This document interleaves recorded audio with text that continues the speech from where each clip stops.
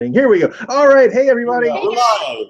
We are back live with Joe Mallozzi. He's kind enough to join us here to do a quick interview and to play a round or two of red flags at the end. So we're really excited to talk to Joe. The first question I have comes from back live with Joe Mallozzi. Join us here to do a quick interview and to play a round or two of red. There we go. Whoopsie. All right. So Sorry. The first question we have comes from my friend Jeff. We went to college together.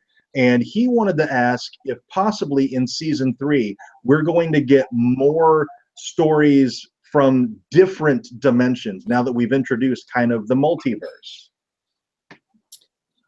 I'm just going to say yes. It's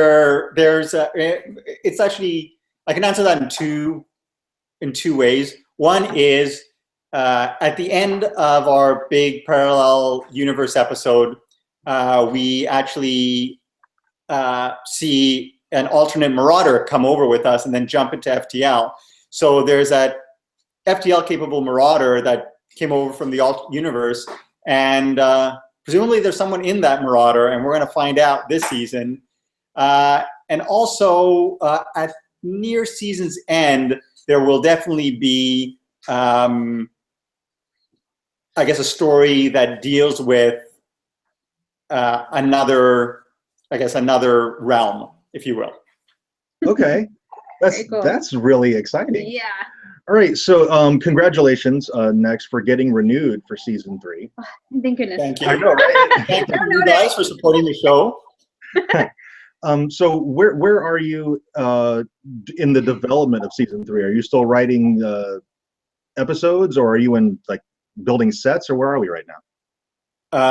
Right now, we got together in June, and we broke the 13 episode arc for season 3, which is, something that, like I said, I have a 5-year plan for the show. So I know what the beginning, middle, and end of each season is going to be, and I know where I want to end up. So I know where we're going to end up at the end of season 3. So we broke these 13 stories, and then we went out and we've been writing them. And right now, I'm doing a rewrite on 303. We've got 7 drafts. We got up to episode 7. We're working on 8 as we speak. And meanwhile, over in Toronto, where our standing sets exist, Ian Brock, our production designers, already started work on concept art for some of the stuff that we've pitched out in those early episodes. So I fly into Toronto the week of October 11th, and then that's when we actually start early prep. So that's when we start construction on the new sets. And then by about a month later, we actually start shooting. So we start shooting earlier this year. Hopefully we'll get the first 3 episodes shot before Christmas, and then we come back and then we shoot the rest of the series. So we're well ahead of schedule, which, just seems like, well, business as usual. But I can't tell you how many productions aren't really that prepared as they're heading into production. I've heard of productions that basically are prepping off of outlines, which is crazy. But we're well ahead of the game, and we're good to go. All right, very, very cool. Right, so you have this 5-year plan. How much has the dark matter that we're seeing on TV changed from your original concept? The 5-year, I have a general 5-year plan and a general arc for all the characters, and those have remained pretty much intact. And in terms of the twists and turns that I've been planning and the revelations, those are all intact. Like that turn at the end of episode 12 of this season, spoiler alert, where Ford's Rio Ishida takes the throne in bloody fashion. That was a scene that I had envisioned for going back 5-6 years. So, the game plan is still in play. Of course, when we went in to cast the show, I had no idea who was going to be playing the roles. For instance, in the comic book, the android was male, and we ended up casting Zoe. And originally, the android was envisioned as more of a supporting character.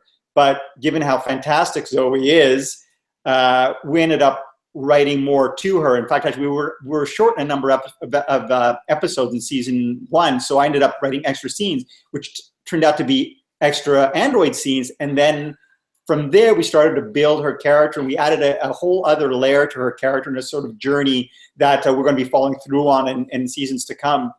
So in that respect, things kind of changed. And then in terms of how the actors play the roles, like, you know, Anthony Lemke is so fantastic as 3, and of course, Jodelle Ferland is so amazing as 5.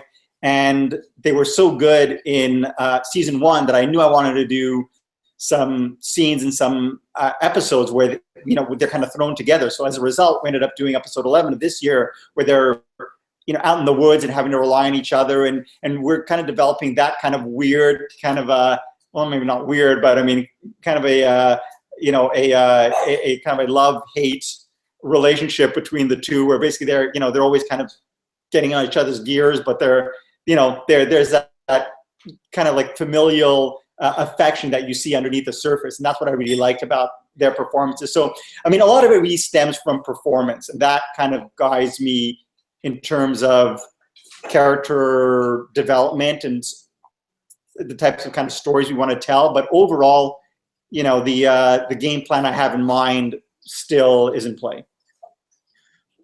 So you said it depends on performance and stuff. So do you go through any rewrites? Like, say you film episode 2 and you go, ooh, now I really want to do this because of this performance, and something changes for episode 3? Does anything like that ever happen? No, I mean, if something like that was to ever happen, it would be more in season 1. But at that point, where basically someone really pops on screen, like, let's say, the android. I mean, we expected her to be kind of more of an ancillary character, but now she's very much a contributing member of the crew, and, you know, gets as much screen time as any of the other 7, just because, you know, Zoe's so good and we want to write to Zoe. And so that kind of changes a bit, or really more tweaks the game plan more than really changes the big picture. Okay, we have a question from the comment section from Gordon Cully. Mr. Mallozzi, are you gonna do any more comics? Is this a development path? And he did a clarification: comic for different stories. So not Dark Matter comics. Yeah, I mean, I'll tell you basically the reason the comic book came about is I got my start in animation.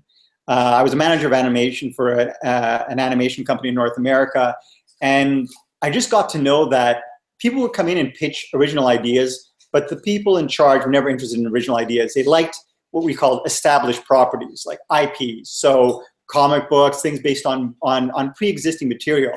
So when I thought about Dark Matter, I thought, you know, I had been developing it for years while I was working on Stargate, and I decided, you know, rather than just go out and just take my chances with the script, I'm going to approach Dark Horse Comics, and I've always been a big fan of what they do. And I spoke to a guy called Keith Goldberg there, and I pitched him Dark Matter, and he was like, you know what? He goes, I love sci-fi and I love amnesia stories, so this is perfect. And so we launched it as a comic book and collected those first 4 issues, which were the first 2 episodes, more or less, of the series, into a trade paperback, and then gave it to Jay Firestone, president of Prodigy Pictures.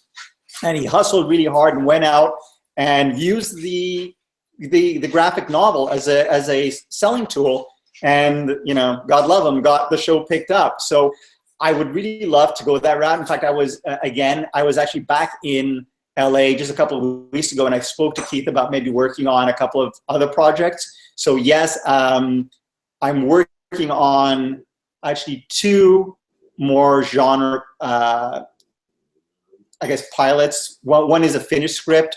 One is a first draft I'm rewriting that I'm going to talk to Keith about actually this week, and hopefully get that going. And, you know, hopefully it'll hit, you know, comic book stands in 6 or 7 months.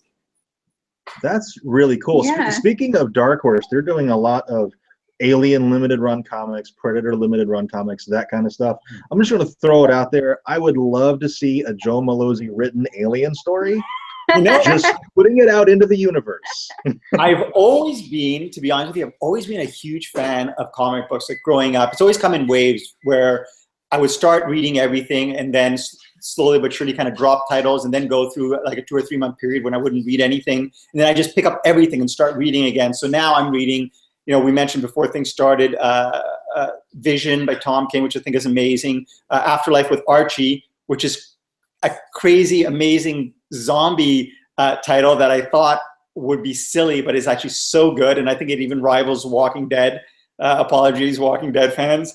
And just I've been checking out a site called Comixology that offers a lot of digital versions, and I've just been picking up tons of bundles. Like I picked up Grant Morrison's run on X-Men, Whedon's run on X-Men, and stuff that I got to really get around to. I've been getting into Judge Dredd lately, and one of the things I said to my agent is, in season, as things wind down in season 3, I would love to actually get into writing for comic books, and whether it be DC, Marvel, Dark Horse, some of the established characters that aren't mine, that I grew up with, like Alien, would be a thrill to write. Okay, we have another question from the comments. Alex3425 wants to know, why did you kill off one?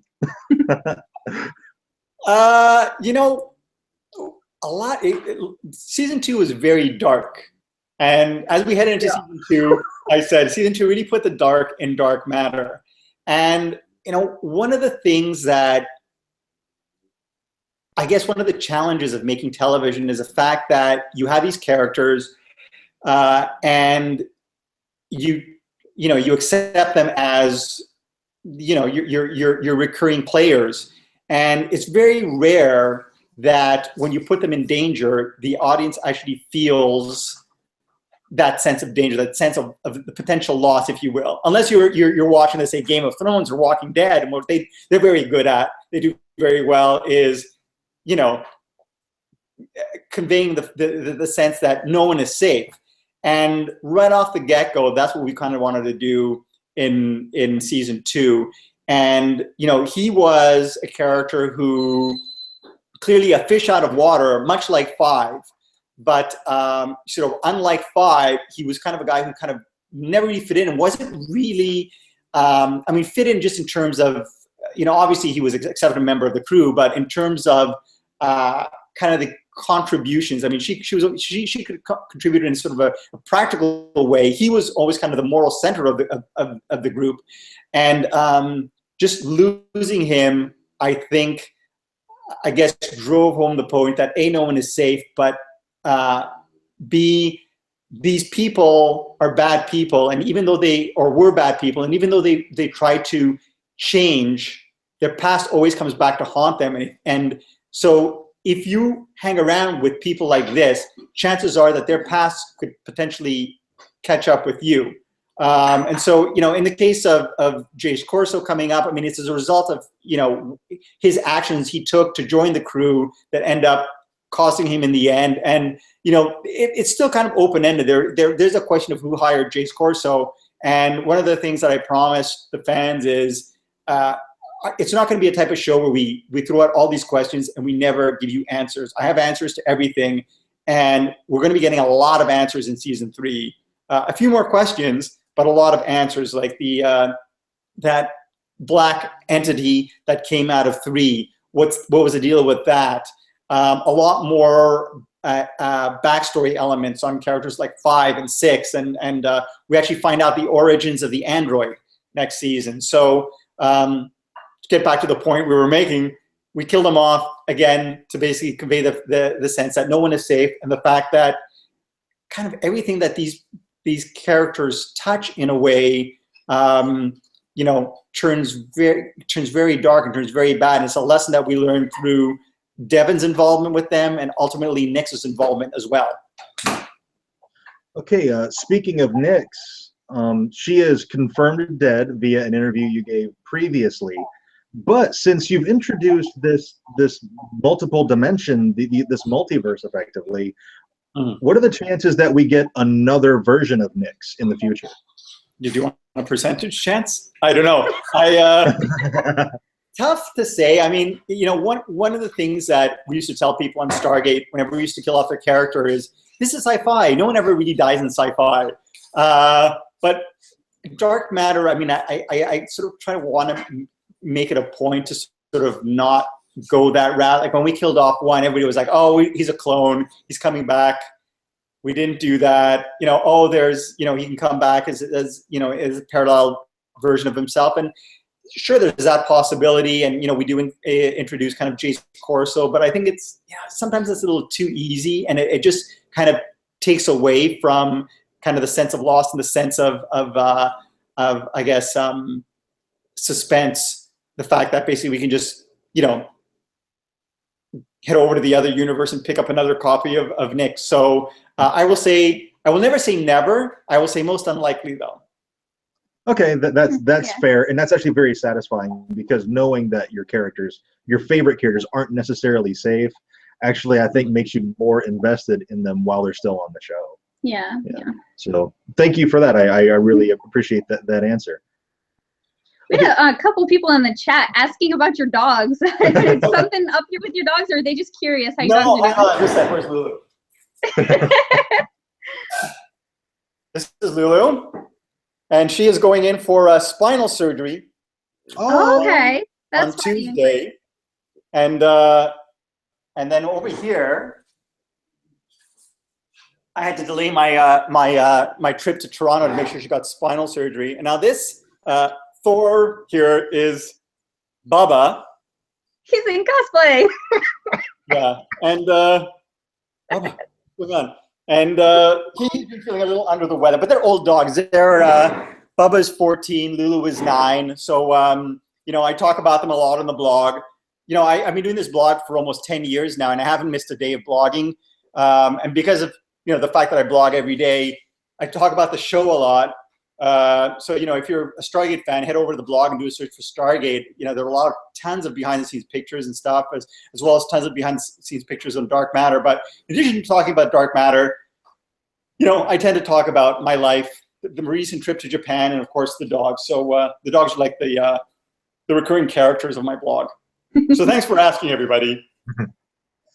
Okay, you mentioned your blog, and you're very active on social media as well, and you're interactive with the fandom probably on a level that no other creator or showrunner is anywhere else. So I'm curious to know, is in the writing, in the creative process while you're writing, is there ever anything where you're like, oh man, the fans are really going to let me have it for this, maybe I shouldn't do it?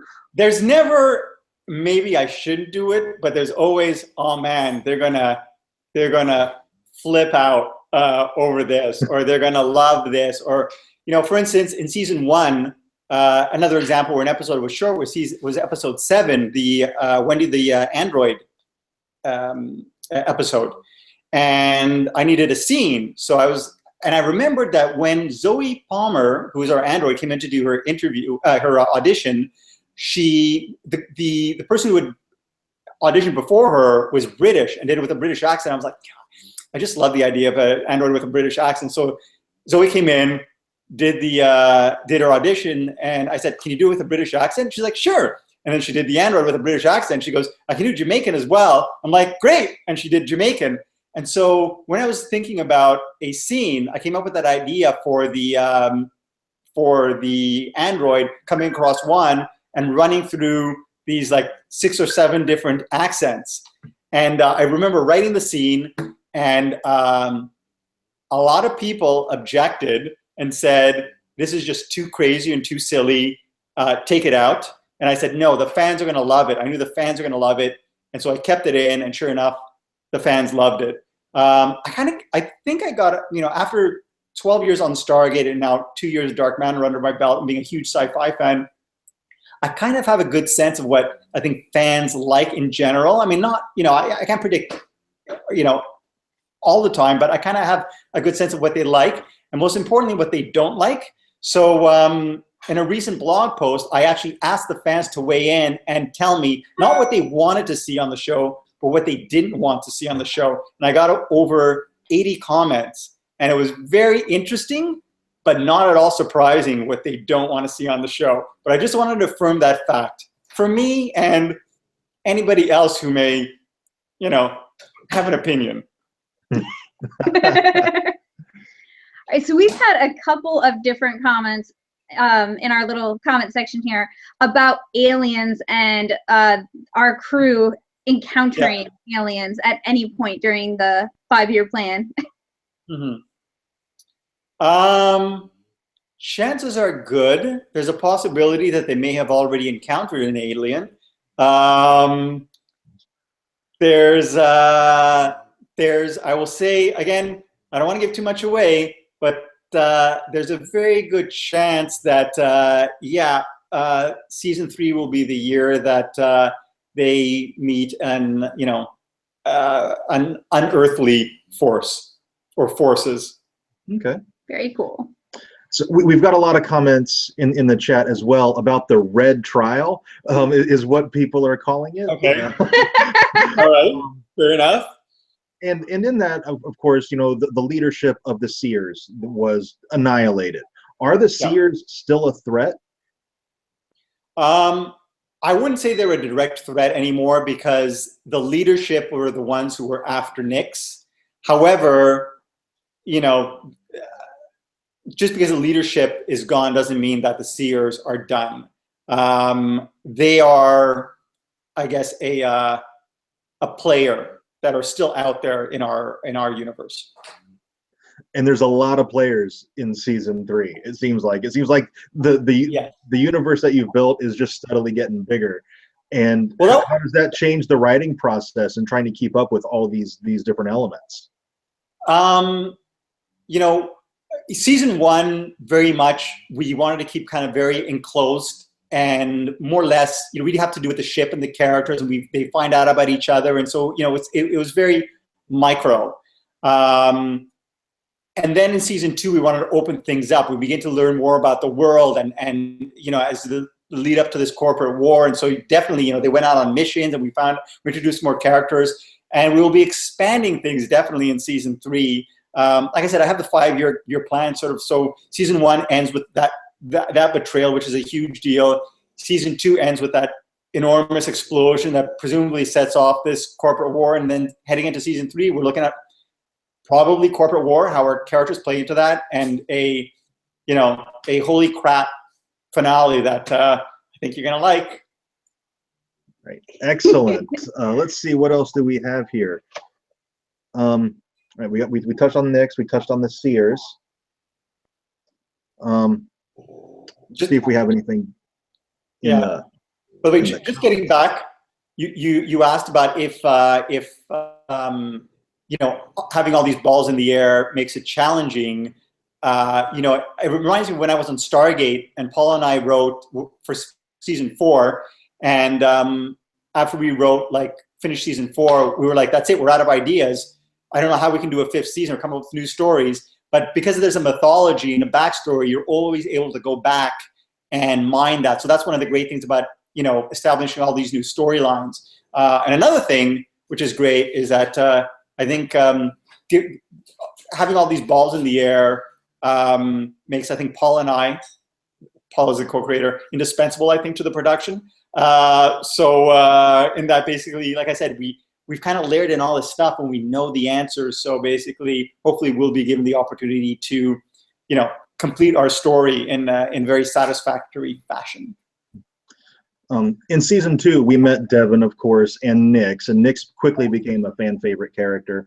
What kind of new characters do we have in store for season 3?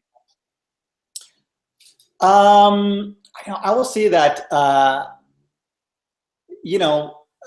I like colorful characters. I can't even speak anymore. Colorful characters. And so basically, like Tabor, like Commander Truffaut, characters like that will be returning. And then we'll be introducing a few more. There's a character called Solara Shockley who we're just casting right now that I'm very excited about.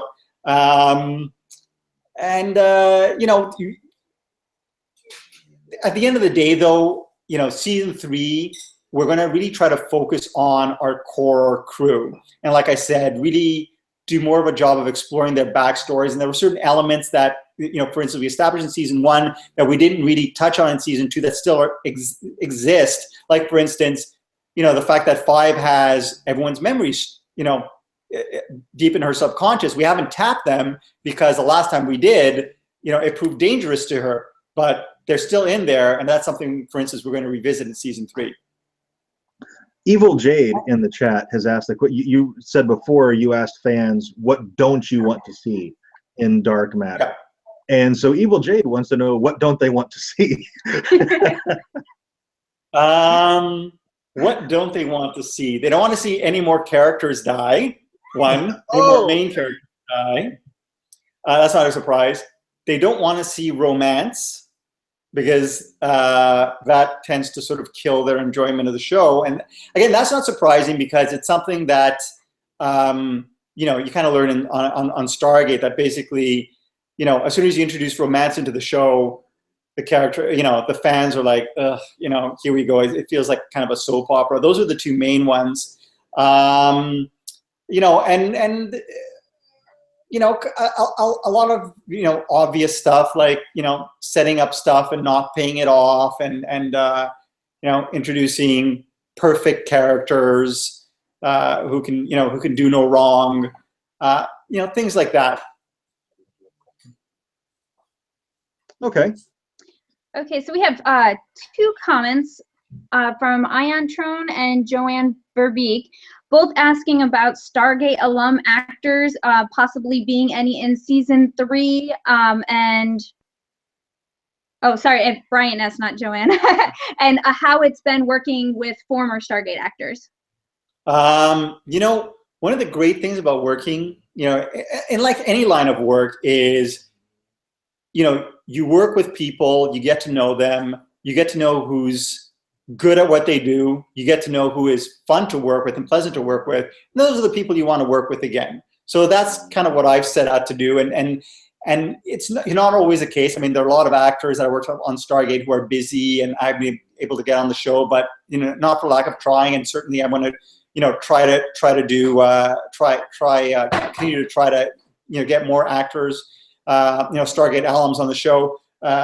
Amanda Tapping, who played Samantha Carter on Stargate, for instance, even though she doesn't appear on screen, she was very, much involved off screen as a director for our show. I used a number of former Stargate directors like Andy Makita and Will Waring.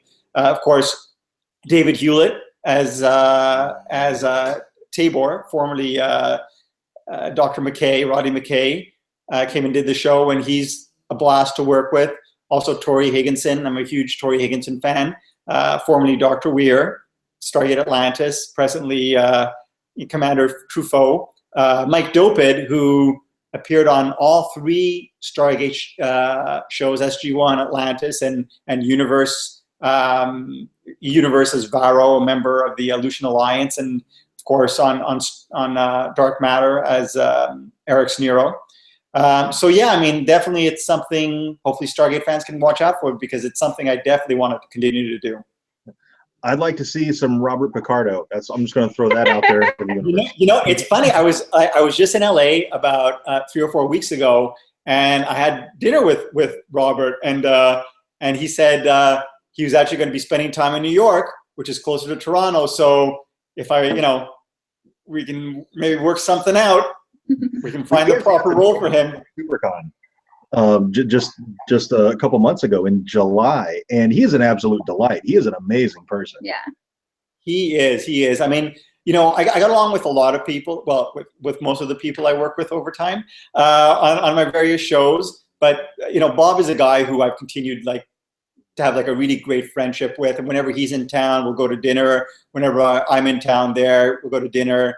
And it's interesting. He was a guy. I mean, that fairly encapsulates my love for redemption. And Dark Matter is very much a story about redemption. These very bad people, and they're rehabilitated in the eyes of the viewers and try to be better people. I mean, take a look at Picardo's character in Stargate, where he, the character of Woolsey, who turned out, was introduced as this kind of pencil-pushing lawyer, this really annoying guy who, over the course of the series, we rehabilitate and turns out to be, a very lovable guy when he takes over command of the Atlantis expedition. So, yeah, very much my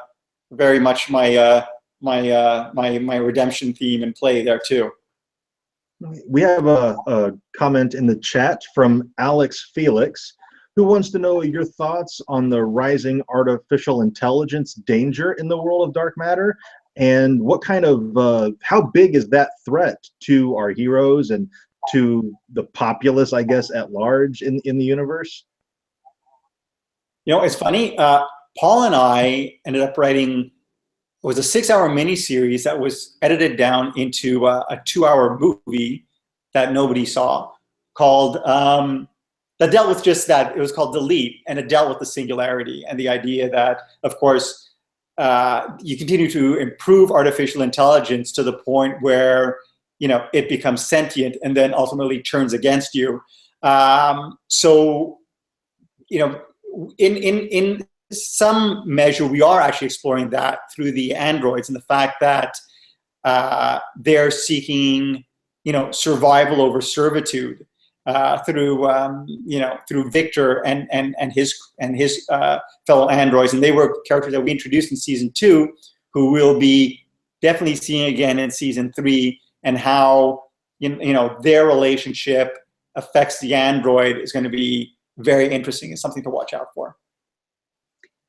Okay, so in season 1 and season 2, what was your favorite episode? Season 1 and season 2, my favorites. Season 1, I'm just kind of running through them in my head. I kind of like the pilot, to be honest with you, just because it kind of introduces all the characters, and there's that whole that last minute holy crap moment where, you know, it all you know, comes undone when they realize that they're very bad people. I love the Wendy the Robot episode as well. So basically, actually no. You know what? If I gotta have to pick one, I want to pick episode 10, which is written by my writing partner Paul Mully, the one that introduces the other crew led by Wexler, who come on board to do the mission and end up spacing to. That actually probably was my favorite episode of season 1. Yeah. And then as for season 2, I love the alternate universe episode. I love the Red Trial episode. Just trying to run through them in my head. And loved episode 4, where basically 3 reconnects with his former crew. And but I guess probably my favorite would probably be the AU, the Parallel Universe episode, just because I just love those types of stories. You know, the idea of the road not taken and seeing, you know, how our characters could have turned out, and you know, those stories untold. I just love that, you know, especially that scene where our version of 6 is reporting back, and then Portia Lynn comes in and shoots him and executes him on screen. I just thought, ooh, that's cool. I like that. So, okay, so I have 2 questions, and they'll be the last 2 questions, and then we're going to play a couple of rounds of red flags. that's what I'm here for. The first one is, you've got a 5-year plan. There's 3 years left. Is there any particular thing that you are really looking forward to writing? Like, I can't wait to write this scene or this episode. Episode 9 of season 3 is going to be an episode that explores the android's origins. So that is one that I'm really looking forward. So I'm really looking forward to telling, that I've been, you know, I've had in the works for you know, a while now, and there's a lot going on in that episode. I just tend to like those type of episodes where, you know, there's a lot of different moving pieces, and you know, the android is at the core of that piece. I look forward to maybe not so much writing, but seeing the fan reaction to our finale in season 3. Granted, it's a long way down the line, you know, a long way from now, but that season 3 finale is going to be huge. And like the season 2 finale and the season 1 finale before it, a big game changer. Okay, and our final question actually comes from the chat. And this is something that I was wondering about, but I almost didn't ask it because I'm like, nah, no possibility at all. But Ian Trone wants to know if there's any possibility at all of a Dark Matters and Killjoys crossover. You know, I would say unlikely. As much as I love Michelle Avreda, who's a creator and showrunner of Killjoys, I think it's probably unlikely, given the fact that although there are a lot of similarities between the two shows, they're very clearly two different worlds or universes. Having said that, we do have the Blink Drive, so I mean, it's one of those cases where I can say, I'm not going to say never. I want to say probably not. However, there is an in-story way that we could tell that particular crossover story. And it is kind of interesting, the fact that they're bounty hunters, we're bad guys. So, you know, it would fit together nicely. And that was really almost the reason why, or that was the reason why I almost didn't ask it, because in Killjoys, we don't have androids, at least so far as we know yet. Yeah. We have AI on ships with Lucy, but we don't have any androids. So I thought, okay, the technology doesn't really line up. It's clearly different universes. But like you said, the Blink Drive kind of solves that problem. Who knows? So, and I'm going to do a spin-off question off of that, and then we're going to play Red Flags. Any plans for like a specialty episode, like maybe a musical episode or something like that? You know, I joke with the cast about doing the musical episode because, of course, Melissa O'Neill, who plays 2, was the winner of Canadian Idol way back when, and then she's been on Broadway. Oh, you didn't know that? No idea. Yeah, she was actually on Broadway when she got the role of 2. You know, and Dark Matter is her first TV acting gig. She is phenomenal. She's so good. And you know, I always keep on joking, we're going to do a musical episode. And then I remember in season 1, we were shooting out in Hamilton's mining facility, and it was all the guys, Mark, Anthony, Roger, and Alex, and they were singing between scenes. And I thought, they can all sing. And I heard that Zoe actually sang for an episode of Lost Girl. And then I said, you know, the only one I'm not sure about is Jodelle. And then Alex, who plays Forrest, sent me this, I'm not sure if it was a Vine of Jodelle singing. So I thought, perfect. There's an opportunity to do a musical episode. But if we're going to do one of those, probably not till season 5. Okay. All right. So I think that's going to be it for our questions. Now we're going to play a couple rounds of Red Flags. If anybody in the chat does not know how Red Flags works, we are going to set Joe up on a hypothetical date. Yes. We draw cards. They're random. We have 2 perks. It could be things like, you know, pick any actor or actress, and also they can set you up with a room, a hotel in any country at any time in the world. But then there's also a red flag. So there's going to be like 2 big positives and 1 big negative, and Joe has to pick which one he would go on a date with. All right, so we're going to draw our cards. Looking forward to this. Yes.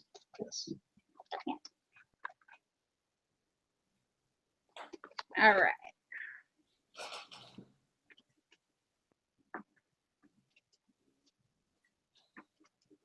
Okay. Okay, I don't have very good cards. All right, we'll go with that and that. All right, I have my perks and my flaw. Do you have your perks and your flaw? Okay. I'm ready. So now the way this works is Anna's going to play her perks, and then I'm going to play my perks, and then I'm going to lay a flaw down on hers, and she's going to lay a flaw down on mine. Okay, so my date is a professional chef who knows all the words to your favorite children's TV theme songs. Perfect. That's amazing, first of all. My date for you loves the 80s and can fly. Okay, so my date for you is a professional chef who knows all the words to your favorite children's TV theme songs. But every time you make out with them, they lay a xenomorph egg down your throat. Oh my gosh! Okay. Oh. It reminds me of someone I went out with. And he's already been on this blind date. Okay. So my date for you loves the 80s and can fly. But keeps warging into your cat. Oh. What? keeps warging into your cat, like a werewolf transforms into your cat. Oh, okay. Or actually feel like possesses, like. Or yeah, that's it. That's like he possesses your cat. Yeah. That's not. I could live with that. Okay. All right. Yeah. 1 for Josh. We'll play to 3. Best out of 3. 1, 2. Okay. Yeah, All sure. right. So 1 for me. Okay. Oh. Okay.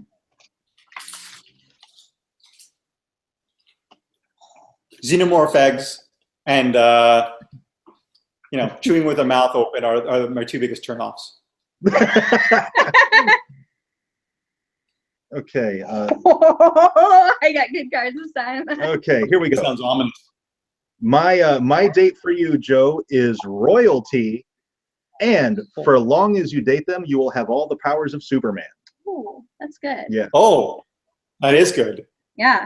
All right. So my date for you is a genie Ooh, and can take you on vacations to fictional worlds. that's amazing. Yeah, like That is pretty amazing. that's like I've always had a soft spot in my heart for the original genie, Barbara Eden. So that's pretty tough to beat. All right, so my date is royalty, and for as long as you date them, you'll have all the powers of Superman. But this is the person responsible for the cancellation of Firefly. Oh, Okay, that's harsh. That is Okay, pretty. my date for you is a genie and can take you on vacations to fictional worlds. But they just blew up your home planet. She has to keep you out of the fictional planet.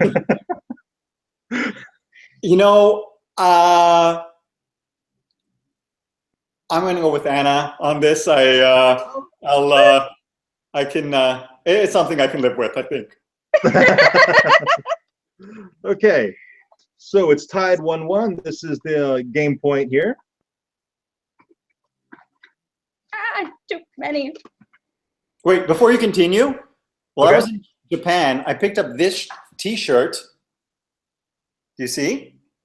Yes. Can anybody identify this T-shirt and this character? I think it's an anime, maybe. I don't recognize it. I don't. What is- if anybody what does it say? knows what that shirt is, let us know. Anyways, Okay, let's see here. Ooh. All right. Hang on, I'm not quite done yet. Oh my goodness. Okay, here we go. All right, You ready? I'm ready. Are you ready? All right. So my I'm date ready. for you owns a TARDIS Oh no, that's not fair. that could Yeah. come in handy. That could come in handy. and owns every book that's ever been and ever will be written and a huge library to store them all. Oh, that's totally. That- Yeah, like I don't know how you top that. I don't I know, know. right? I don't know how you nerf that. Oh my gosh. Okay, my date for you owns a functional mech and is an Amazon warrior. Yeah, mine's totally better. Yeah, and Stannis is totally you better. better have a really bad red flag. I have a pretty good one. So my date owns a TARDIS and owns every book that's ever been and ever will be written and a huge library to store them all in. But is a kraken from the waist down. Oh goodness. Okay, and my date for you owns a functional mech and is an Amazon warrior. But weeps for 2 solid days after losing any game. Oh, I think I win. You know, I don't know. I think kraken from the waist down. I went out with a girl, no kidding, who used to cry or quit games whenever she would start to lose. So that's a kind of a pet peeve. I'm having it's a kind of a trigger, a flashback moment there. So is this just dating? Yeah, this is for this is for You dating. have 2 blind dates. Which one would you choose? You know what? I want to hit the Kraken, I think. I'm gonna. Yeah. It's the TARDIS in the library. Yeah, the TARDIS. The It's- TARDIS was super hard To be honest with you, it's more library than TARDIS. Really? It Okay. is. I chose the library totally for me. I was like, I would date this person. Library? Yeah, we can be friends. We can be friends. We can be reading buddies. All right. gosh. Okay, I think we're going to wrap it up here. Thank you so much, Yes, Joe, for thank you so joining us much. and answering our questions and playing red flags. Yes. This is really, really a lot of awesome. fun. Really appreciate it. Let's do this again sometime. Sure. Yes. We'll have to schedule it for before season 3 premieres. Great. Or maybe like after filming has completed and like sometime before, you know, the air date. Something like that. After We'll iron filming it is out. completed. Yeah, we'll Yeah. figure it out. And oh my, we're really excited for season 3. Oh my gosh, yeah. And so congratulations for getting renewed. And oh my gosh, I cannot tell you how much we love Dark Matter. And Yeah. anything else that you're working on, let us know. Yes. Will yes. do, definitely. Thank you so much, and thank you guys so much for supporting the show. It's much appreciated. Like I say, I do watch all your reviews, and I do share and occasionally comment when I have time. But thank you for the support. Okay, I don't know if you can see the chat, but Gordon Cully says the teddy bear is Hatsumi Miiko's animated teddy bear. I think that's or Hatsune Miku. Yeah. Is Hatsune Miku. animated teddy bear. So in teddy bear. So I'm writing this down. Thank you, Gordon. all right, that is it for this video, guys. Thank you so much for tuning in. We will see you in a few minutes for our Super Fight and Red Flags live stream. So hope to see you there. Bye. All right. Thanks, guys. See ya.